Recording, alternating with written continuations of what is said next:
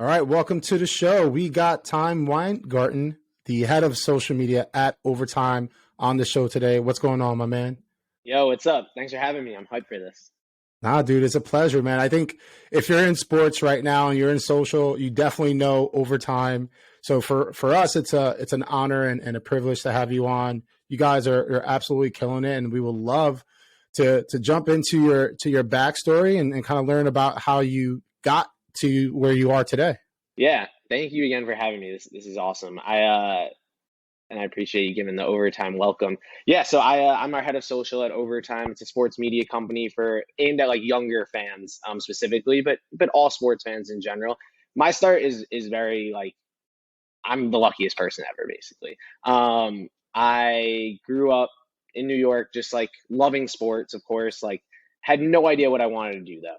I didn't really understand that there was jobs in sports. I kind of thought like you play and then you coach. Like I didn't realize like on ESPN someone's filming that, someone's talking about it. Like I had no idea. So I was doing exactly that. I was coaching in college after I was done playing. I was a sophomore in college, just trying to coach high school basketball, doing anything I could. And my mom was like, "You need to get an internship." And I was like, "I do not need an internship. Like I work so much more than a normal college kid. Like absolutely not." She's like, "You need an internship." So I actually Googled sports internships because like I don't know how to get an internship. Um, and I skipped to the 50th page of Google. I didn't think anyone on the first 49 pages would hire me. I like was not a good student. I again had no idea what I wanted to do. And on the 50th page, a job posting had been posted about an hour earlier for an internship for this new sports app. Um, and I applied and I was like, this looks pretty cool. Like, I'm down, like, whatever you need me to do. I'm basically just trying to make my mom happy.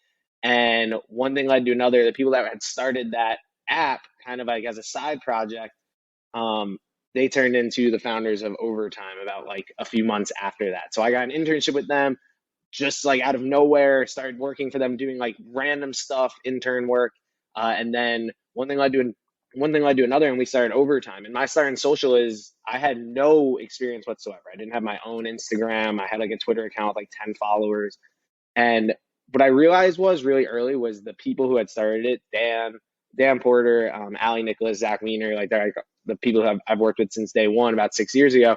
They were so smart, and I was like, I have no idea what they're doing. I have no idea what any of this is, but I want to work for them because like I realized really early like they're going to be successful. They had already been successful in past careers, and social for me was just like, hey, this is the one thing that they want to do at this company that they don't really know how to do. So I was like, if I can like meet the need that they have, then I'll figure it out. And since then, I've been running like one day they let me try it out, and I got like 3 retweets, which was like monumental for us. And they're like, all right, yeah, go for it. And I've been running social ever since, every day for the last 6 years. And now we have 65 million followers and do about 2 billion video views a month. And I've just been learning on the fly, basically. Dude, that is amazing, right? And I think, looking at your background, you are, former basketball coach, high school football coach. So, you know, tell us a little bit about that and how that played a role into like what you're doing now, being the head of social at Overtime. Yeah, I mean, coaching, like, it was my passion for forever. Like, since I was a little kid, like, I was like, I want to be a coach. Like, my dad was a coach. I really looked up, I was really fortunate growing up playing sports in that I felt like I had this amazing coaching tree of people who coached me, and they were like kind of like my role models. Specifically, though, when I was in college and I got my first coaching job, it was with my high school football coach, someone that had coached me. And in high school, like, we were not that close. Like, it was very whatever. Like, he was my coach.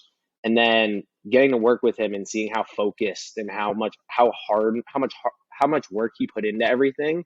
And for anyone that knows, high school football coaches do not get paid very much. Like it was just out of passion. And I was like, if I ever find something that I'm this passionate about, like that, then I'll be able to do something really successful. So I learned a lot through coaching just from the people that were around me. And I think now as Overtime's gotten bigger, it was just like 5 of us at the start. Now, I have a team of like 20, and you're like coaching a team when you're like a manager. It's like figuring out who you're like, how to treat different players, what their roles are going to be, how to make everyone feel really important and like, and know what their responsibility is. So it played a big role. And I still go back and talk to like all of my ex coaches and like get advice from them. And they're like, you don't need our advice. And I'm like, no, like I take everything from sports and I try to put it into like my job because that's what's the easiest for my brain to kind of calculate. That's awesome. I know when you're passionate about something, you put absolutely, you're all into it. And from coaching, a team, being a player on a team to now being head of a department, how has that, how has what you've learned on the field and what you've learned from your coaches led into how you've developed your team and then how you've been able to see not just your social following grow, but over time from the beginning grow?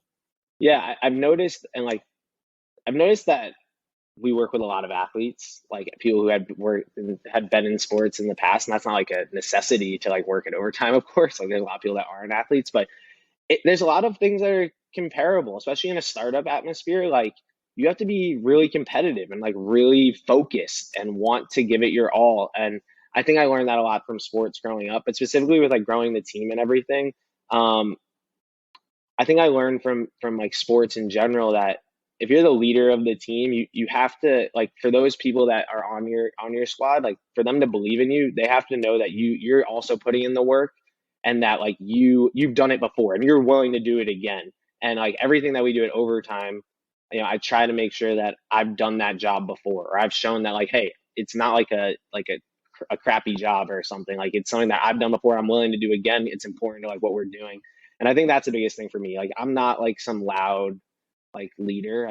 Like I try to lead by example as much as possible.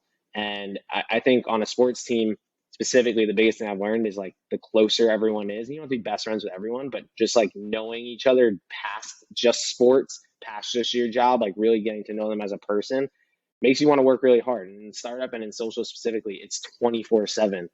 And like if I'm going to be working with someone 18 hours a day, like we have to have an understanding of each other. Like we have to know who each other are at each other's core and want to help that person out. So in a lot of ways, it's just a really good sports team. Like I'm here for you, you're here for me. We just want to win. Like it's the same thing. Yeah, I couldn't agree more, man. And I think something that you just said that's really sticking with me is that, to your team, you really preach that you've done that job before. And I think when it comes to leadership, right, I think this is probably where your coaching background comes into play and your love for sports in general, is that when you're able to exude that to your team, that's when they go the extra mile for you, right? Like that's when you're going to get their best because they understand that their leader has been in their shoes and that leader can relate to what they're going through. So what's that been like for your team, right? Since you're down to get in the trenches with them and be their kind of like counterpart, how has that resulted in their performance for you in overtime? Yeah, I'm like so lucky the people I get to work with. I know like people say that, but like I just can't express how smart and creative like a lot of people I get to work with are, and a lot of it is we know what we're looking for when we go to hire. Most of our staff is pretty young, love sports, like have just a passion to like work hard. Um, but I think the biggest thing that I've learned through all of it is I definitely in the early stages like I just want to do it all myself. Like if there anything ran into trouble, I was like, I'll just do it myself. Like, don't like forget it, like to anyone else. And I wasn't probably the best person to work with because I was just like so crazy about it. And what I've learned kind of as like, yes, I've done all the jobs, but I've learned that when someone else comes in, one, they see it from a totally different perspective. And if they're smart and creative, like their perspective is going to be right most of the time. And also just them being able to put more of their time into it, just seeing how much it can grow. I think like the biggest example of that at overtime has been like our Twitter account. Like I know it's like as simple as possible. Like it was like my sixth priority of all the things I was doing. And then we hired someone, Peter Olson, and like it was his number. Like I was like, this is your number one priority. And like I thought I was doing the best job someone could possibly do. And like he was 1,000 times better at it than me. So I learned a lot through that, just like having a team and like I can do it and like I've done it before, but also seeing like and having the faith and like the trust in them that like you can do it better, like way better probably. So I think that's been the biggest thing, like knowing that I can learn from the people who maybe I hire or bring onto the team. Like we all learn from each other, which is awesome. Yeah, that's really dope. I mean, like we think about the team dynamic in sports, right? Like you have your superstar athlete that's probably coming up a little bit of a ball hog, and then their coaches are pounding them like, oh, you got to be a team player, you got to pass the rock, you got to pass the rock, and you learn how the team around you can make you an even better player when you trust those around you and their skill set. Um, so, kind of taking me to my next question, like sports, social, the current state of it, and where it's going. Like obviously, sports are big, right? You have some new sports that are coming in. The USFL and XFL is coming through, and a lot of other emerging sports. I know you guys have Overtime Elite, which we want to talk about a little bit later. But in your viewpoint, what's the current state of sports social, and where do you see it going? Yeah, it's crazy, honestly, out there. Like everyone, I love the part about social that like everyone has a voice in it, right? Like I I think the biggest example of that is like on TikTok, which is like probably we love all of the platforms, but that's probably the platform that we spend the most time on, just going after a younger audience and also it being kind of the newest platform and like wanting to figure that out and be the best at it. Like it's just amazing how many people have a voice and have a say in it. From even like yes, you can go on camera, especially on TikTok, and give your takes and give your thoughts, but even looking in the comment section on like our sports posts, like just seeing how creative people are and thinking about sports and the different angles and different things, like I think that's been my favorite thing about working in sports social, just realizing that like everyone has a voice and everyone has a take and anyone can be right. I think that's been the coolest part. But as far as the landscape, I mean, you have your like huge players, I think, and like companies, and I would put overtime in that with an ESPN, the Bleach Reports, and bar stools and all the different things. I think all of the bigger companies, like they're trying to figure out what's their like different angle, right? For overtime, it's having a younger voice and kind of more focused on like the younger audience, and being social first, right? Like I think a lot of other companies that have TV or they've written articles and different things, I think overtime like really focuses on the social part. But again, like having that voice for a lot of different people. Like for us, yes, we have like our core overtime accounts, but we also have like all of these talent like that are in overtime's ecosystem, whether it's overtime Megan or like overtime Mikey, like all these different people who like they've built their personal brands up a lot and people care about what they have to say. So I think it's like amazing just how many different people kind of have a take. And to your point, like bring up the USFL, like there's so many things to talk about. And I think overtime doesn't get too boxed into like, oh, like this is the league we care about. Like we kind of just care about whatever we think our audience cares about. Like when the USL first started, like they have these crazy camera angles. Like, yeah, we'll show that. Like we're not like biased or like care more about the NFL or anything like that. And I think our like most viewed video yesterday was a kid jumping on a trampoline. Like sports are everything. And I think the last thing I'll say about it is just how much it's blended with culture, like not just being sports, right? And that was always my thing as a kid too. Like I cared about the stuff happening on the court and on the field, but like what the players' lifestyles were. Like I remember watching like LeBron James like off the court, like when he was in high school and like doing those things. I think just blending those worlds and music and fashion, like that's been probably the biggest evolution, is that everyone kind of cares about not just what's happening on the field or on the court anymore. Everything you say, I'm all for it. I think part of me and my career actually started in sports as well. And part of what I try to do and the stories that I want to tell are, who is LeBron James outside of the jersey that he's wearing? Who is LeBron James off the court? And I think overtime, from where I sit and what I see as a consumer, does an amazing job. But my passion and where I first saw sports was on the television. So walk me through where you think sports has gone since linear television to social and this new wave Gen Z. Obviously, everyone's got the iPhone or a smartphone. They're looking at all their sports apps. They're tech focused, tech first. Where do you see the sports community, the fan base shifting to, whether that's let's continue to watch primetime television, let's just watch it on the app, or we need to go buy tickets and sit in the stand still? Yeah. Look, I think all the different things are like still have a place in the world, like, but it kind of does go by generation. Like, I don't really sit down and watch full games anymore. I'm more so on social media and check. I'll give you like the base example of how terrible I am. Don't tell people this. I was watching an NBA game the other day on my computer, and I was trying to fast forward through it, and I was like, "Wait, I can't forward through an NBA playoff game like that. Like, it's live." And I didn't like it. I did it multiple times.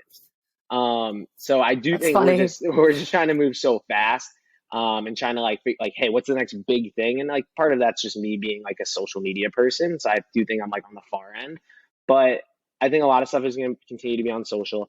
I think one thing that Overtime's really tried to do with Overtime Elite, which I know we might talk about a little bit, is we try to figure out like how do you encapsulate the game for social, like in a game recap setting, right? So like we'll tell the whole story of the 60-minute basketball game in 45 seconds, and you walk away feeling like, hey, I saw the best highlights, I understood the storyline, I understood who played the best. And that's what I'm obsessed with. Like when it comes to games specifically, like how are we going to tell that story on social differently than anyone else? Like how do we change the way those formats work? So I think that happens. I think like the TV stuff, like honestly, I don't pay that much attention to just because it's not as much our world. But like when you think about games now going on like Amazon and people like, well, and games end up on Apple. Like I think baseball games are on Apple, and then like there's cable. Like it's kind of getting confusing. Like even if I want to watch a game, sometimes I can't find it. So like I know they're trying. Like I respect the hustle, but I also feel like they're making it even harder now, and more confusing. So I'm really curious where it will go. I don't have a great sense, but I think for us on social, like when you think about YouTube and you think about like we want to our like the stuff just happening on the court is not enough. Like how are you having a show inside of like the game, right? And like at OTE, we have in like these amazing Twitch streamers and influencers who are the broadcasters, and they talk about basketball, but they're also talking about like when Will Smith like slaps Chris Rock like in the middle of the game, they're having all those conversations. They're also having like an eating competition while it's going on. Like so, I think just creating more moments that aren't just focused around what's going on in the game. I think that's probably the future. That's really amazing, man. And like you actually prompted another question for me. You know, you mentioned the ESPNs, the sports centers, the other media outlets that are out there. You know, obviously there's a lot of benefit to these traditional media networks and why they televise a whole game. And there's the advertising and everything like that. So with what you guys focus on, with the short form content done in a way where it just gives everything that people want in a short, consumable, snackable way, how do you feel from like maybe a partnership standpoint or a collaboration standpoint, what the possibilities are between an Overtime and say a major Disney backed channel like ESPN? Yeah, I don't know. I mean, I think that we're creating content that could live anywhere. Like if you look at it, like we don't just do short form content. We have insane YouTube shows that are like 12 episodes and they're each like 15 minutes long, right? And like we see the value in storytelling past just social and telling some of those longer stories. And like I do think it's a myth that people like only will watch short form content. Like we have YouTube shows that have like a 30-minute watch time, right? Like people, and you see on like all these streaming platforms, like people will kind of binge watch a ton of stuff. It's more so what it is. So we do create a ton of long form stuff that I think could live anywhere. Like I think it's good enough to be on a Netflix. I think it's good enough to be on like an ESPN Plus and stuff. Right now, we want all of it on our own channels to grow those as big as possible. But I think the relationship as far as like those bigger brands seeing us as a way to get in touch with the younger demographic and younger audience, and seeing kind of some of the things that we do and wanting to use that in some of the content they're making, I think that the possibilities are endless. Like I don't think any of it would surprise me. Like when I'm talking about like recapping games in 60 seconds or less where people are interested in it, like I think there are pro sports leagues that will eventually want to use that same exact format. And we're going to be the best at doing that. So I think that there's endless possibilities. It just depends on kind of where each side wants to go. Yeah, I definitely see that too, man. And, you mentioned your long form content, and you mentioned some of the personalities that you guys have at Overtime. And I think one of the things that really stuck out to me was how you guys really amplify the personal brands of some of these younger athletes and some of the personalities that you have internally in-house. So, obviously us here at CEG, we focus a lot on influencer marketing. How is influencer marketing part of your guys' strategy, right? Considering that you have your own talent and then you're also working with, up and coming aspiring superstar athletes, where's that element of brand partnerships and larger opportunities to help them build a business? Yeah. We work with a ton of talent and a ton of influencers, most of which are full-time at Overtime. Like we have our own talent squad and we want to grow that even bigger. And then we also work with different talent, like on specific roles and different things. But for our internal talent, like our goal is to grow their platform as big as possible. Like because they're bought into Overtime, we're bought into them. We want to give them resources where they can go create content. The talent that we're working with, we believe that like our audiences align, and we're after like kind of the same group.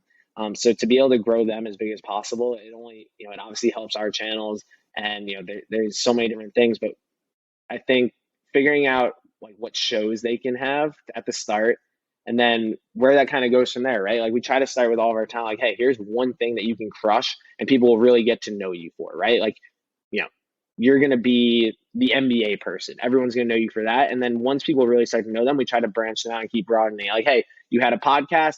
Now you're going to go vlog to games. Now you're going to go man on the street. Now you're going to get like your own t-shirt. And I think we've done a solid job of it. I think it'll be a really big focus for us over the next 18 months is growing that kind of talent department and growing like that influencer marketing strategy, because we've always felt like I view Overtime as an influencer, like weirdly enough. Like since day one, we realized that a company is rarely going to have as many followers or have as much love as an individual person. You see it when you think about like the TikTok wave, right? Like the Sway Boys and like the Hype House. Like people are more obsessed with those individual people than they will be with like a bigger company. And I get that because I'm the same way. Like I love LaMelo Ball. I don't love the Hornets. Like it's like that's kind of just like the way that fandom works now. And we tried to create that same thing with Overtime specifically, like make it have as much of a personality as possible so it doesn't feel like a brand, doesn't feel like a company. And we've done a successful job with that, but also realizing like our internal talent can do that way easier and better than what we'll ever be able to do specifically Overtime. So that's kind of been the thought process behind it all. No, that's amazing to build your own brand. And I think that goes back to the topic of Gen Z. What does Gen Z want out of connection and your love for LaMelo Ball, all of the new wave of sports fans? They've got that one guy. I always reference how many people had a Patriots jersey that dropped the Patriots jersey for the Bucks jersey. Yeah. And at the end of the day, were they a Patriots fan? No, they were a Tom Brady fan. And that's just the sports community in a nutshell. But we talked about Overtime Elite. I want to get into that a little bit further. You guys work with some of the best athletes, not just in your long form, short form videos on social and on YouTube, but on the court. Can you talk a little bit about this Overtime Elite program and how it's evolved your social platforms as well? Yeah, so we created our own basketball league called Overtime Elite. It's down in Atlanta. We built our own facility. It's like insane. I just got back from there last night. It is so the facility itself is like magnificent. Like it's insane. It has courts. It has everything. But to get back to the league specifically, so basically we realized working with so many athletes over the last 4 or 5 years, there was a few gaps. Whenever we talked with specifically these high school athletes, one was the education system was not getting them ready for when they were in the NBA or when they became professional athletes. And they weren't getting that financial literacy. They weren't figuring out, like, hey, when I get into a room with an agent, how do I act? So we realized that was an issue. The second issue was obviously that they were upset that they weren't getting paid. They were doing all these different things that like there's tennis and soccer players getting paid, but then the basketball player can't get paid at that age. And then the third thing is just like improving their skills. Like they have trainers, they have coaches, but ultimately like they're in their hometown or they have to travel different places. So we kept hearing these three things over and over. So we decided to create our own league called Overtime Elite, where in year one we took in 27 of the best high school basketball age players in the world. So we have international and US born players. And the goal there is one, they all get paid. So they all have a 6-figure salary at Overtime Elite. Their education system is built specifically just for them. So we have an Overtime Elite, basically like curriculum where they are learning how to doing their normal classes, math, all those normal things, but also getting that education to prepare them for what their career is going to be. And then the on-court training. Like I said, we built a state-of-the-art facility, and all of our coaches and trainers are either NBA and college coaches or ex-NBA players. The staff is insane. So we built that in year one. It was super successful. We'll have 2 or 3 guys get drafted in this upcoming NBA draft. We have a set of twins right now who in the following draft are projected to be top 10 picks. So it's been really successful. It's been great.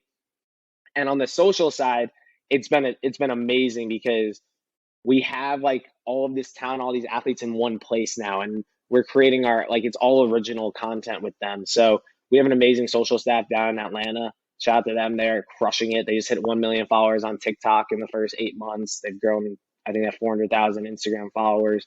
And the social side there is like, we have these amazing basketball players, but some of them came in with 0 followers. Like they just were focused on basketball. Some of our kids have huge followings, but like they haven't shown as much basketball stuff.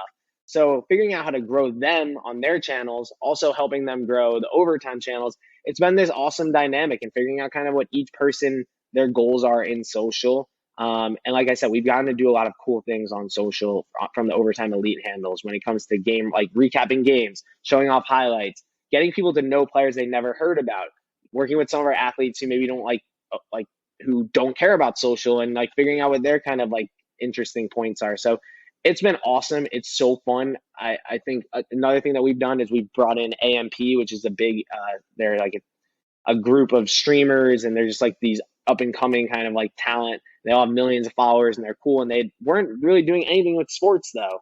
And they're like they're our announcers now, and they're basically like leading the league and doing different things. So we've done a lot of fun stuff. I think we'll continue to do crazy stuff. We'll add more players. We'll add more teams.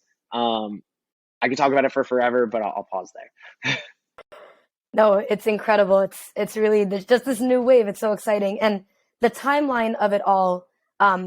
Just want to confirm that it was the first year, the first season of Overtime Elite, and then if we take it back, what was it, July or the summer of last year, when public universities, collegiate athletes, NIL came into play. How has that affected or impacted the relationship that some of these athletes have with social media and maybe brand opportunities?